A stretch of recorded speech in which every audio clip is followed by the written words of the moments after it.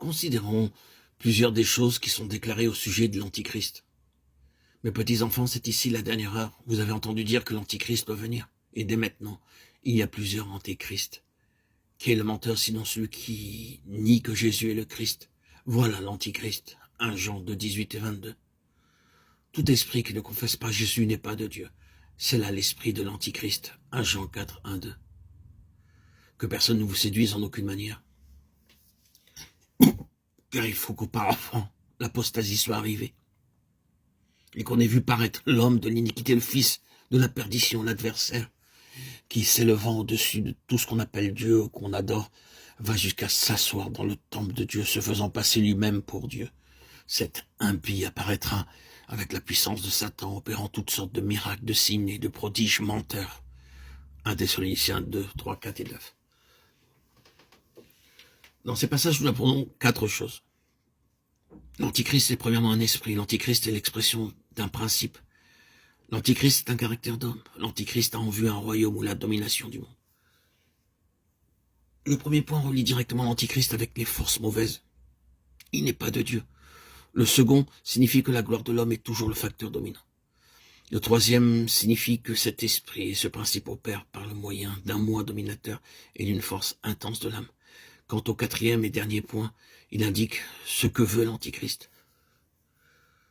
Nous sommes maintenant en mesure de comprendre les événements des temps et du monde. Le monde est soumis de plus en plus à la domination d'une poignée de dictateurs. Il est probable qu'ils se supporteront l'un l'autre jusqu'à ce que les autres formes de gouvernement soient affaiblies. Mais il arrivera un point où ils seront éliminés l'un l'autre, jusqu'à ce qu'il n'en reste qu'un seul qui sera suprême, c'est-à-dire un seul représentant du système humain.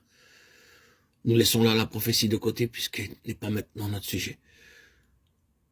Mais il est nécessaire de toucher à cette question.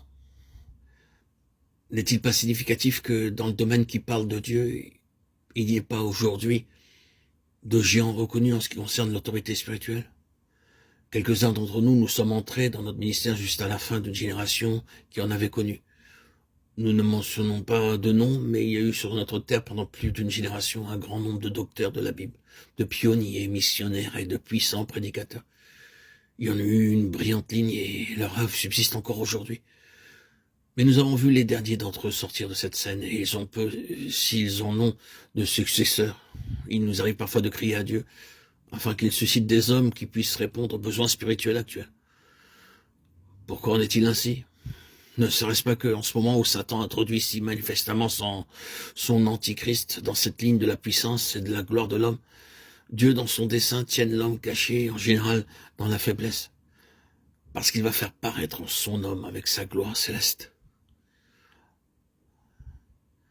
La dictature ne sera-t-elle pas un des signes les plus puissants des temps?